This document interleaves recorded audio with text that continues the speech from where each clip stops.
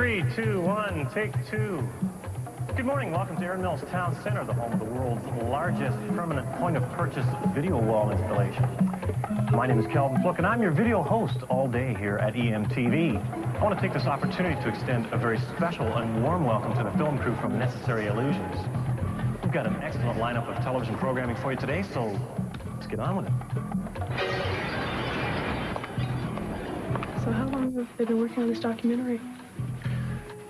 Gosh, they've been working on it, I don't know how long, but I know every country I show up, they're always there. They're there, huh? Yeah, they were in England, they were in Japan, all over the place. Jeez. They must have 500 hours worth of tape by now. But they put together a real doozy when they're done, huh? I can't imagine who's going to want to hear somebody talk for an hour, but I guess they know what they're doing. So where are y'all from? Florida. Florida? Yeah. Y'all talk like a tourist. We're making a film about Noam Chomsky. Does anybody know who Noam Chomsky is? No.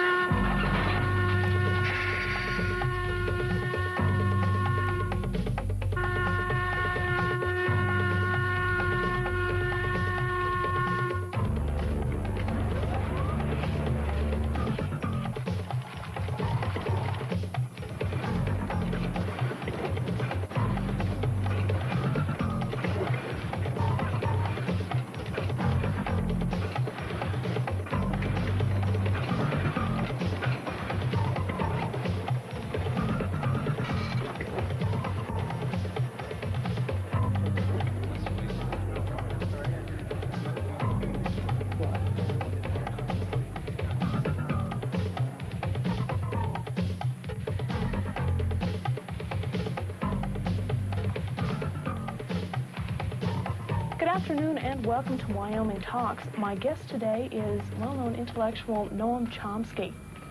Thank you for being on our program today. Very glad to be here. Well, I know probably the main purpose for your trip to Wyoming is to discuss thought control in a democratic society. Now, I'd say I'm just Jane, USA, and I say, well, gee, this is a democratic society, and what do you mean thought control? I make up my own mind. I create my own destiny. What would you say to her? Mm-hmm. Well, I would suggest that Jane take a close look at the way the media operate, the way the public relations industry operates, the extensive thinking that's been going on for a long, long period about the necessity for finding ways to marginalize and control the public in democratic society. But particularly to look at the evidence that's been accumulated about the way the major media, the sort of agenda-setting media, I mean the national press and the television and so on, the way that they shape and control the kinds of opinions that appear, the kinds of information that comes through, the sources to which they go, and so on. And I think that Jane will find some very surprising things about the democratic system.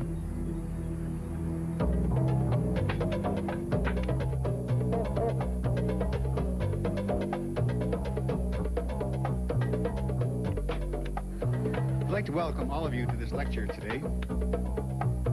Several years ago, Professor Chomsky was described in the New York Times Book Review as follows: judged in terms of the power, range, novelty, and influence of his thought, Noam Chomsky is arguably the most important intellectual alive. Professor Noam Chomsky.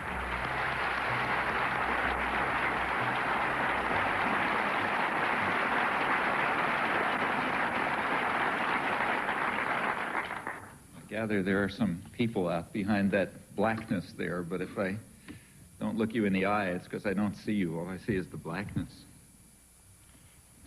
Perhaps I ought to begin by reporting something that's never read. The line about the arguably the most important intellectual in the world and so on comes from a publisher's blurb, and you also always got to watch those things, because if you go back to the original, you'll find that that sentence is actually there. This is in the New York Times. But the next sentence is, since that's the case, how can he write such terrible things about American foreign policy? And they never quote that point. But in fact, if it wasn't for that second sentence, I would begin to think that I'm doing something wrong. And I'm not joking about that. It's true that the emperor doesn't have any clothes, but the emperor doesn't like to be told it. And the emperor's lapdogs, like the New York Times, are not going to enjoy the experience if you do. Good evening. I'm Bill Moyers. What's more dangerous, the big stick or the big lie? Governments have used both against their own people. Tonight I'll be talking with a man who has been thinking about how we can see the developing lie. He says that propaganda is to democracy what violence is to a dictatorship, but he hasn't lost faith in the power of common people to speak up for the truth. You have said that we live entangled in webs of endless deceit, that we live in a highly indoctrinated society where elementary truths are easily buried. Elementary truths such as? Such as the fact that we invaded South Vietnam, or the fact that we're standing in the way of significant, and have for years, of significant moves towards arms negotiation, or the fact that the military system is to a substantial extent, not totally, but to a substantial extent, a mechanism by which the general population is compelled to provide a subsidy to high technology industry. Since they're not going to do it if you ask them to, you have to deceive them into doing it. I think there are many truths like that, and we don't face them. Do you believe in common sense? I mean, you're Absolutely. You do? I believe in Cartesian common sense. I think people have the capacities to see through the deceit in which they're ensnared, but they got to make the effort. Seems a little incongruous to hear a man from the ivory tower of Massachusetts Institute of Technology, a scholar, a distinguished linguistics scholar, talk about common people with such appreciation. I think that scholarship, at least the field that I work in, has the opposite consequences. My own studies in language and human cognition demonstrate, to me at least, what remarkable creativity ordinary people have. The very fact that people talk to one another is a reflection, and just in the normal way, I don't mean anything particularly fancy, reflects deep-seated features of human creativity, which in fact separate human beings from any other biological system we know. Tonight, scientists talk to the animals, but are they talking back? The Journal with Barbara Frum and Mary Lou Finley. Communicating with animals is a serious scientific pursuit. This is Noam Chomsky. Nim, jokingly named after the great linguist Noam Chomsky, was the great hope of animal communication in the 1970s. For 4 years, Petito and others coached him in sign language, but in the end, they decided it was a lost cause. Nim could ask for things, but not much more. I would have loved to have a conversation with Nim and understand how he looked at the universe. He failed to communicate that information to me. Now, we gave him every opportunity. Noam Chomsky, theorist of language and political activist, has had an extraordinary career. I can think of none like it in recent American history, and few anywhere at any time. He has literally transformed the subject of linguistics. At the same time, he's become one of the most consistent critics of power politics in all its protean guises. Scholar and propagandist, his two careers apparently reinforce each other. In 1957, he published his Syntactic Structures, which began what has frequently been called the Chomskyan Revolution in linguistics. Like a latter-day Copernicus, Chomsky proposed a radically new way of looking at the theory of grammar. Chomsky worked out the formal rules of a universal grammar which generated the specific rules of actual or natural languages. The general approach I'm taking seems to me rather simple-minded and unsophisticated, but nevertheless correct. Maybe I will use the blackboard. Later he came to argue that such systems are innate features of human beings. They belong to the characteristics of the species and have been, in effect, programmed into the genetic equipment of the mind like the machine language in a computer. One needn't be interested in this question. Of course, I am interested in it. And the interesting question from this point of view would be, what is the nature of the initial state? That is, what is human nature in this respect? That in turn explains the astonishing. You try that next one. fact Facility. Facility. That in turn explains the astonishing facility that children have in learning the rules of natural language, no matter how complicated, incredibly quickly, from what are imperfect and often degenerate samples. Complicated. It's a complicated word. You know what complicated means? It means it's complicated.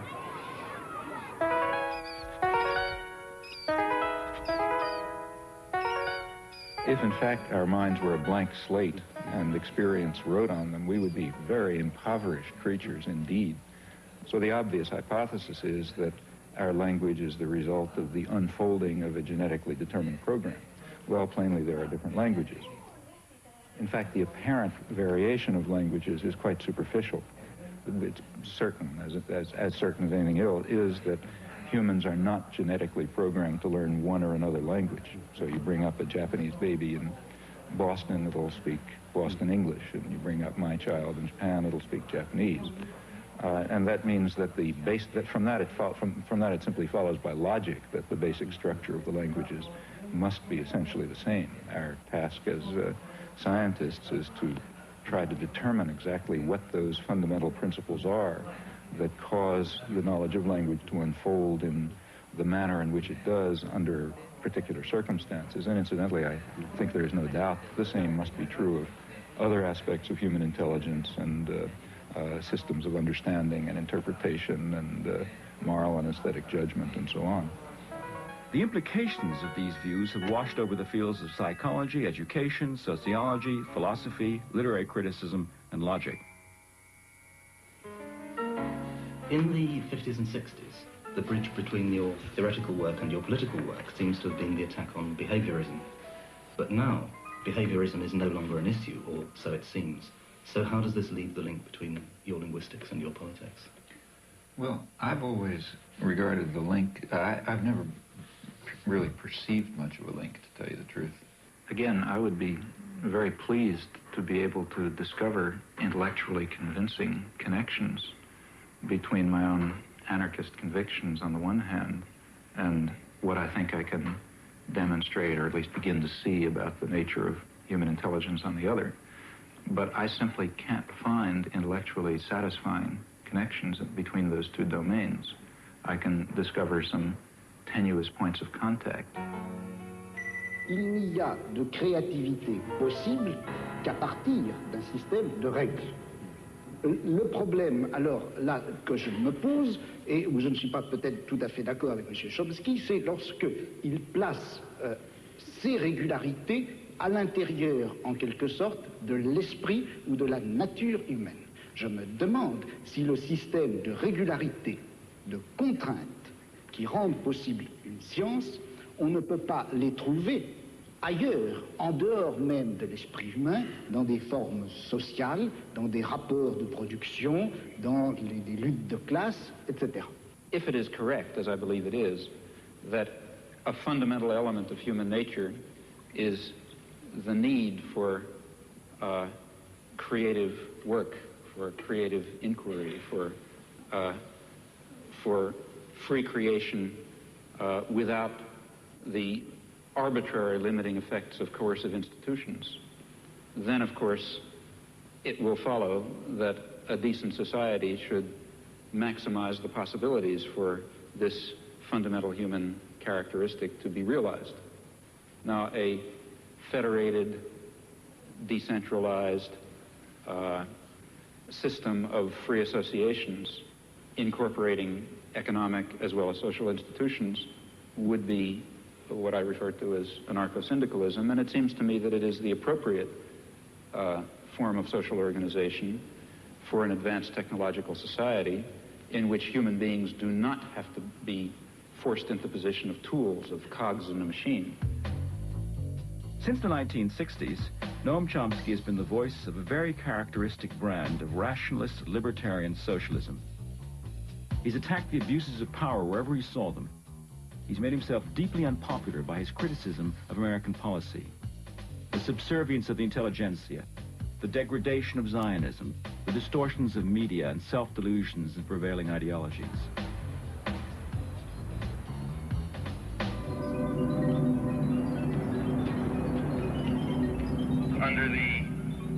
administrations of the 1960s, the club of academic intellectuals designed and implemented the Vietnam War and other similar, though smaller, actions. This particular community is a very relevant one to consider at a place like MIT because, of course, you're all free to enter this community. In fact, you're invited and encouraged to enter it. The community of technical intelligentsia and weapons designers and counterinsurgency experts and pragmatic planners of an American empire is one that you have a great deal of inducement to become associated with. The inducements, in fact, are very real. The rewards in power and affluence and prestige and authority are great. Jamie. This came with the mail. Be with you in a second.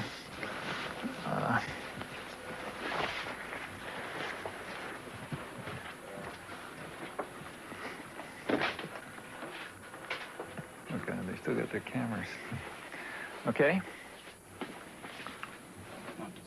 Really? I want to start. In your essay, Language and Freedom, you write, social action must be animated by a vision of a future society. I was wondering what vision of a future society animates you. Oh, well, I have my own ideas as to what a future society should look like. I've written about them. I mean, I think that we should, at the most general level, we should be seeking out forms of authority and domination and challenging their legitimacy. Now, sometimes they are legitimate. That is, let's say, they're needed for survival. So, for example, I wouldn't suggest that during the Second World War, the forms of authority, we had a totalitarian society, basically, and I thought there was some justification for that under the wartime conditions. And there are other forms of, relations between parents and children, for example, involve forms of coercion, which are sometimes justifiable.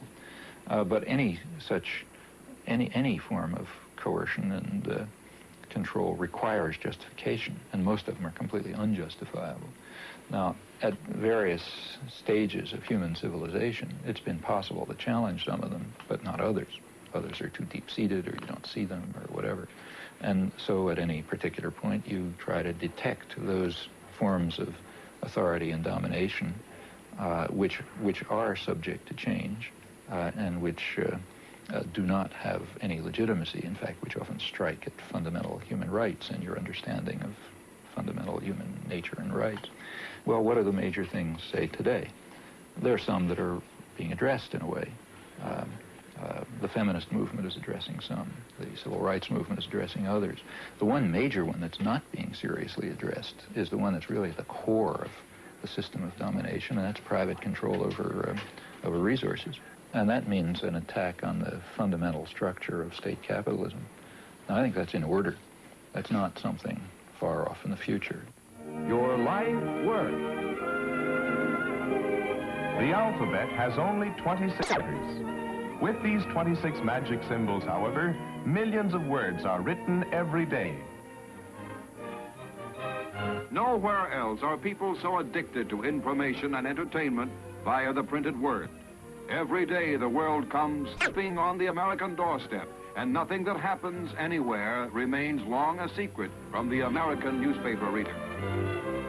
It comes to us pretty casually, the daily paper. But behind its arrival on your doorstep is one of journalism's major stories, how it got there. There is a standard view about democratic societies and the role of the media within them. It's expressed, for example, by Supreme Court Justice Powell when he spoke of the crucial role of the media in affecting the societal purpose of the First Amendment, namely enabling the public to exert meaningful control over the political process. That kind of formulation expresses the understanding that democracy requires free access to information and ideas and opinion, and the same conceptions hold not only with regard to the media, but with regard to educational institutions, publishing, the intellectual community generally. It is basic to the health of a democracy that no phase of government activity escape the scrutiny of the press. Here, reporters are assigned to stories fateful not only to our nation, but to all nations. Congress, says the First Amendment, shall pass no law abridging the freedom of the press. And the chief executive himself throws open the doors of the White House to journalists representing papers of all shades of political opinion.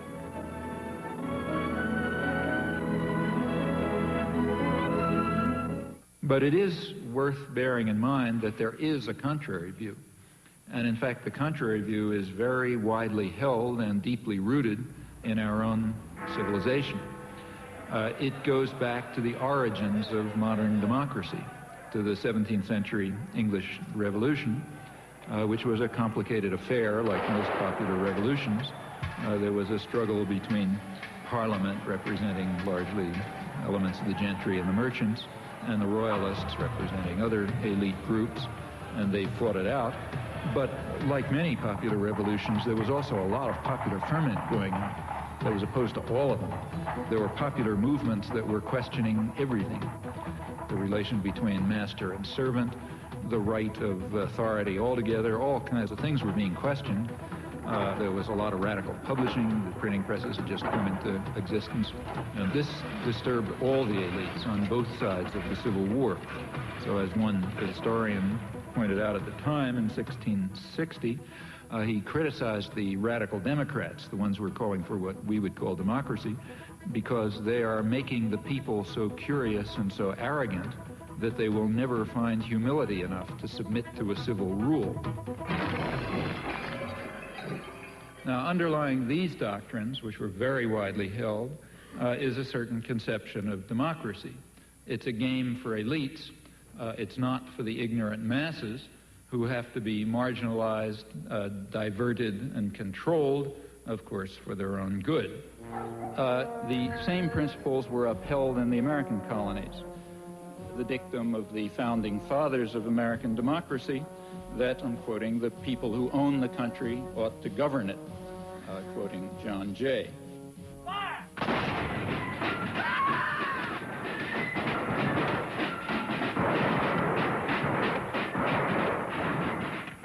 Now, in modern times, for elites, this contrary view about the intellectual life and the media and so on, this contrary view, in fact, is the standard one, I think, apart from rhetorical flourishes.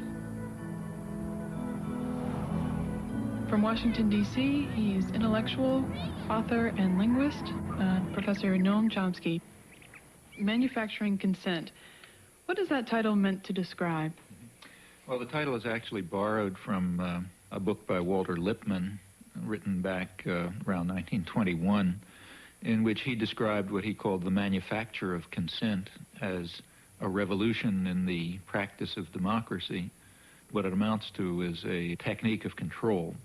And he said this was useful and necessary because the common interests, the general concerns of all people, elude the public.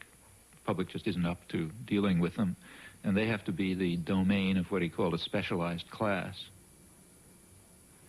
Notice that that's the opposite of the standard view about democracy.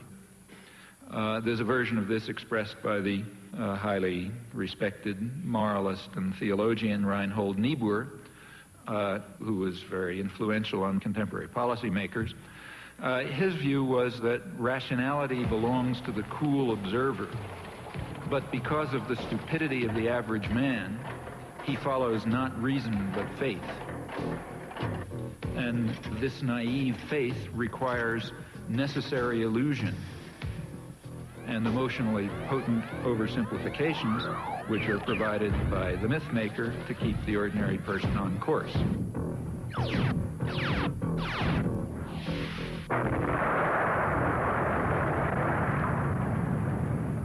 It's not the case, as the naive might think, that indoctrination is inconsistent with democracy. Rather, as this whole line of thinkers observes, it's the essence of democracy.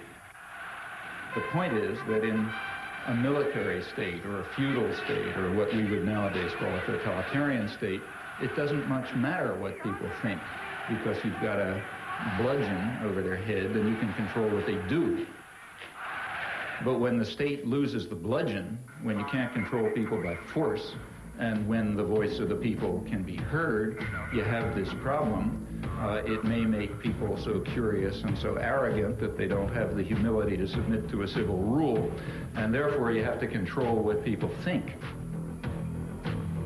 And the standard way to do this is to resort to what in more honest days used to be called propaganda, manufacture of consent, creation of necessary illusions, various ways of either marginalizing the general public or reducing them to apathy in some fashion.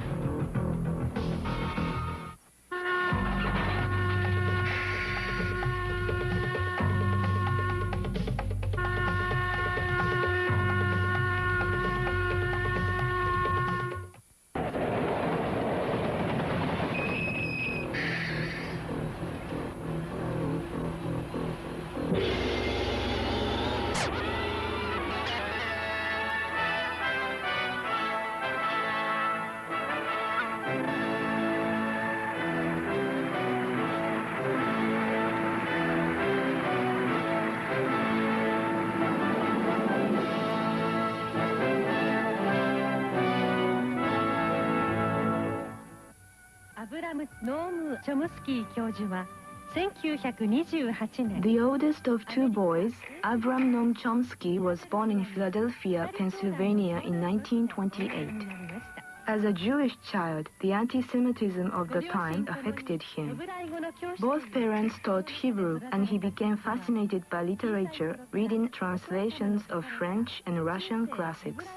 He also took an interest in a grammar book written by his father on Hebrew of the Middle Ages. He recalls a childhood absorbed in reading, curled up in a sofa, often borrowing up to 12 books at once from the library. He is married to Carol, and they have 3 children. I don't like to impose on my wife and children a form of life that they certainly haven't selected for themselves, namely one of public exposure or exposure to the public media. That's their choice, and I don't believe that they have themselves selected this. I don't impose it on them. I would like to protect them from it, frankly.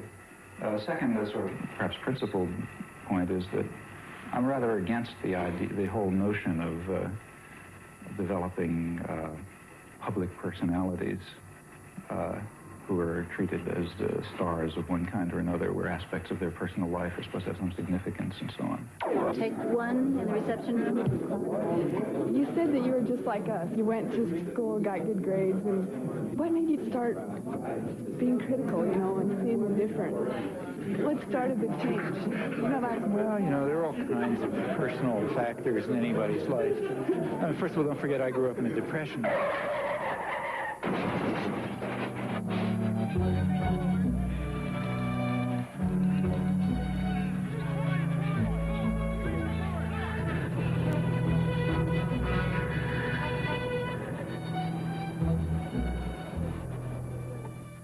My parents actually happened to have jobs, which was kind of unusual. They were Hebrew school teachers, so sort of lower middle class. For them, everything revolved around being Jewish, Hebrew and Palestine in those days, and so on. And I grew up in that milieu. So, you know, I learned Hebrew and went to Hebrew school, became a Hebrew school teacher, went to Hebrew college, led youth groups, summer camps, Hebrew camps, the whole business. The branch of the Zionist movement that I was part of was all involved in socialist binationalism and Arab-Jewish cooperation and all sorts of nice stuff.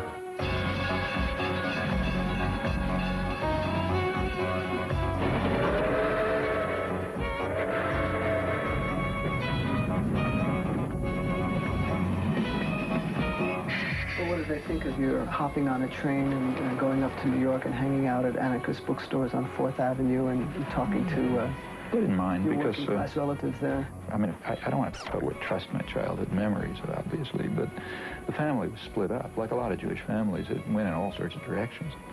There were sectors that were super orthodox. There were other sectors that were very radical and very assimilated and working class intellectuals, you know. And that's the sector that I naturally gravitated towards. It was a very lively intellectual culture. For one thing, it was a working class culture, had working class values, values of solidarity, socialist values, and so on. There was a sense somehow things were going to get better. And the institutional structure was around, the method of fighting, you know, of organizing, of doing things, which had some hope. And I also had the advantage of having gone to a experimental progressive school, to a Deweyite school, which was quite good, run by a university there. And, you know, there was no such thing as competition. There was no such thing as being a good student. I mean, literally, the concept of being a good student didn't even arise until I got to high school. I went to the academic high school and suddenly discovered I'm a good student, you know. Then I hated high school because I had to do all the things you have to do to get into college. But until then, it was kind of a free, pretty open system. And I don't know, there were lots of other things. Well, maybe I was just cantankerous. As a historian, I have read with interest and amazement your long review article of Gabriel Jackson's Spanish Civil War, and that's a very respectable piece of history, and I can appreciate how much work goes into that. When I did that work? When did you do that? I did that work in the early 1940s when I was about 12 years old.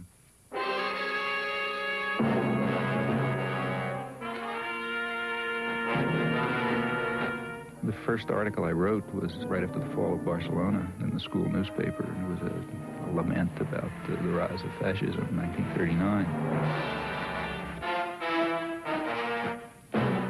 Actually, I guess one of the people who was the biggest influence in my life was an uncle who had never gone past 4th grade. He was, you know, had a background in crime, then left-wing politics and all sorts of things. But he was a hunchback. And as a result, he could get a newsstand in New York. So they had some program for people with physical disabilities. And some of you are from New York, I guess. Yeah, well, you know the 72nd Street kiosk? You know that? Right, that's right. That's where I got my political education. At 72nd Street, there's a place where you come out of the subway, and everybody goes towards 72nd Street. And there were 2 newsstands on that side, which were doing fine. And there's 2 newsstands on the back. And nobody comes out the back, you know, and that's where his news is. But it was a very lively place. He was a very bright guy. It was the 30s. There were a lot of emigres, you know, so on. A lot of people were hanging around there. And in the evenings, especially, it was sort of a literary political salon. You know, every kind of guy was hanging around, arguing and talking. And as a kid, like I was 11, 12 years old, the biggest excitement was to work the newsstand. You write in Manufacturing Consent that it's the primary function of the mass media in the United States to mobilize public support for the special interests that dominate the government and the private sector. What are those interests? Well, if you want to understand the way any society works, ours or any other, the first place to look is who's in a position to make the decisions that determine the way the society functions. Societies differ, but in ours, the major decisions over what happens in the society, decisions over investment and production and distribution and so on, are in the hands of a relatively concentrated network of major corporations and conglomerates and investment firms and so on. They are also the ones who staff the major executive positions in the government, and they're the ones who own the media, and they're the ones who have to be in a position to make the decisions. They have an overwhelmingly dominant role in the way life happens, you know, what's done in the society. Within the economic system, by law and in principle, they dominate. The control of our resources and the need to satisfy their interests imposes very sharp constraints on the political system and the ideological system. When we talk about manufacturing of consent, whose consent is being manufactured? We can, to start with, there are 2 different groups. We can get into more detail, but at the first level of approximation, there's 2 targets for propaganda. One is what's sometimes called the political class. There's maybe 20% of the population, which is relatively educated, more or less articulate. They play some kind of role in decision-making. They're supposed to sort of participate in social life, either as managers or cultural managers, like, say, teachers and writers and so on. They're supposed to vote. They're supposed to play some role in the way economic and political and cultural life goes on. Now, their consent is crucial. one group that has to be deeply indoctrinated. Then there's maybe 80% of the population whose main function is to follow orders and not to think, you know, and not to pay attention to anything. And they're the ones who usually pay the costs. All right, Professor Chomsky, Noam, you outlined a model with filters that propaganda is sent through. That's way to the public. Can you briefly outline those? It's basically an institutional analysis of the major media, what we call a propaganda model. We're talking primarily about the national media, those media that sort of set a general agenda that others more or less adhere to the extent that they even pay much attention to national or international affairs. Now, the elite media are the sort of the agenda-setting media.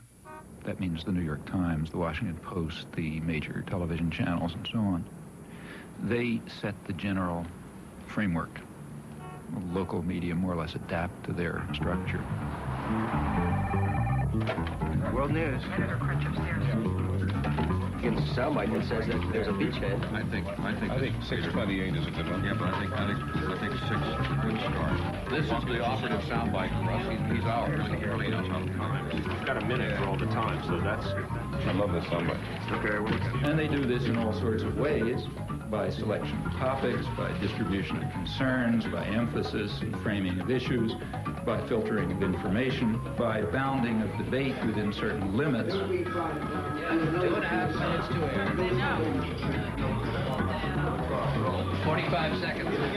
They determine, they select, they shape, they control, they restrict in order to serve the interests of dominant elite groups in the society. There is an unusual amount of attention focused today on the 5 nations of Central America. This is Democracy's Diary. Here for our instruction are triumphs and disasters, the pattern of life's changing fabric. Here is great journalism, a revelation of the past, a guide to the present, and a clue to the future.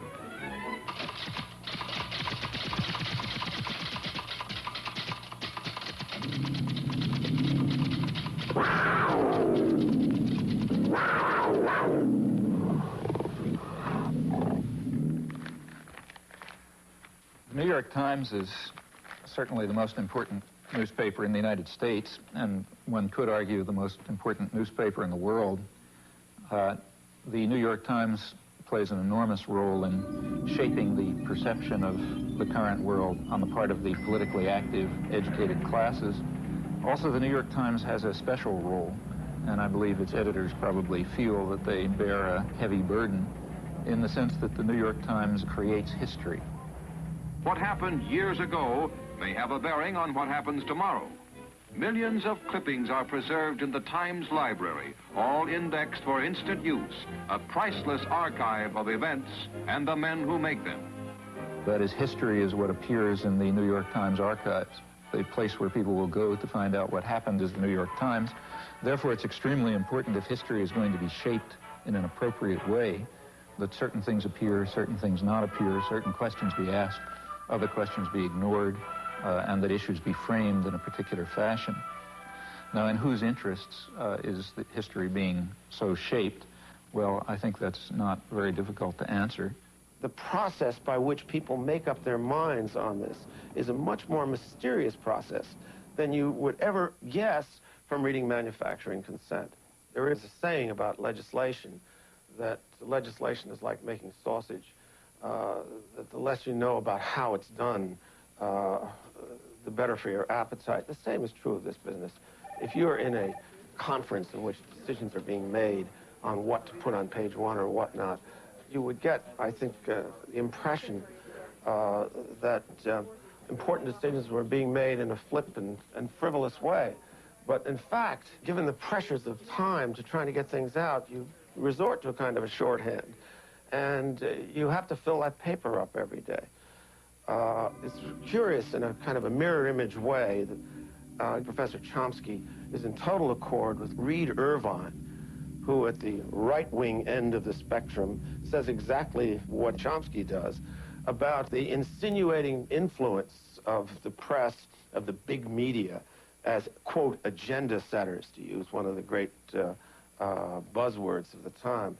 And, of course, Reed Irvine sees this as a left-wing conspiracy of foisting liberal ideas in both domestic and foreign affairs on the American people. But in both cases, I think that the premise really is an insult to the intelligence of the people who consume news. Now, to eliminate confusion, all of this has nothing to do with liberal or conservative bias. According to the propaganda model, both liberal and conservative wings of the media, whatever those terms are supposed to mean, fall within the same framework of assumptions. In fact, if the system functions well, it ought to have a liberal bias, or at least appear to, because if it appears to have a liberal bias, that will serve to bound thought even more effectively. In other words, if the press is indeed adversarial and liberal and all these bad things, then how can I go beyond it? They're already so extreme in their opposition to power that to go beyond it would be to take off from the planet. So therefore, it must be that the presuppositions that are accepted in the liberal media are sacrosanct, can't go beyond them. And a well-functioning system would in fact have a bias of that kind. The media would then serve to say, in effect, thus far and no further. We ask, what would you expect of those media on just relatively uncontroversial, guided free market assumptions? And when you look at them, you find a number of major factors entering into determining what their products are. These are what we call the filters. So one of them, for example, is ownership. Who owns them? The major agenda-setting media, after all, what are they? As institutions in the society, what are they? Well, in the first place, they are major corporations, in fact, huge corporations. Furthermore, they're integrated with and sometimes owned by even larger corporations, conglomerates, so for example, by Westinghouse and GE and so on.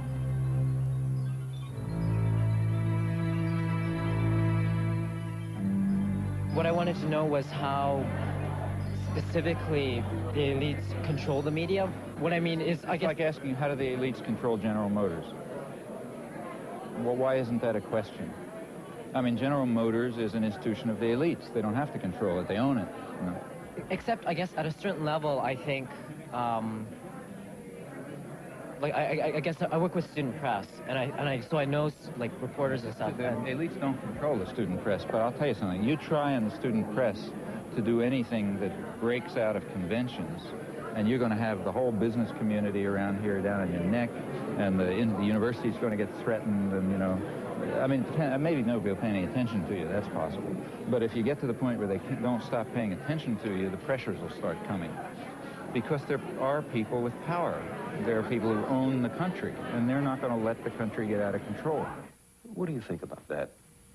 This is the old cabal theory that somewhere there's a room with a baize-covered desk, and there are a bunch of capitalists sitting around, and they're pulling strings. These rooms don't exist. I mean, I hate to tell Noam Chomsky this. You don't share that. I think it is the most absolute rubbish I've ever heard. This is the current fashion in the universities. You know, it's patent nonsense, and I think it's nothing but a fashion. It's a way that intellectuals have of feeling like a clergy. I mean, there has to be something wrong. So what we have in the first place is major corporations which are parts of even bigger conglomerates. Now, like any other corporation, they have a product which they sell to a market. The market is advertisers, that is, other businesses. What keeps the media functioning is not the audience. They make money from their advertisers. And remember, we're talking about the elite media, so they're trying to sell a good product, a product which raises advertising rates. And ask your friends in the advertising industry, that means that they want to adjust their audience to the more elite and affluent audience. That raises advertising rates. So what you have is institutions, corporations, big corporations, that are selling relatively privileged audiences to other businesses. Well, what point of view would you expect to come out of this? I mean, without any further assumptions, what you'd predict is that what comes out is a picture of the world, a perception of the world that satisfies the needs and the interests and the perceptions of the sellers, the buyers, and the product. Now, there are many other factors that press in the same direction. If people try to enter the system who don't have that point of view, they're likely to be excluded somewhere along the way. After all, no institution is going to happily design a mechanism to self-destruct. It's not the way institutions function. So they all work to exclude or marginalize or eliminate dissenting voices or alternative perspectives and so on because they're dysfunctional. They're dysfunctional to the institution itself. Do you think you've escaped the ideological indoctrination of the media and of society that you grew up in? Have I? Often not. I mean, when I look back and think of the things that I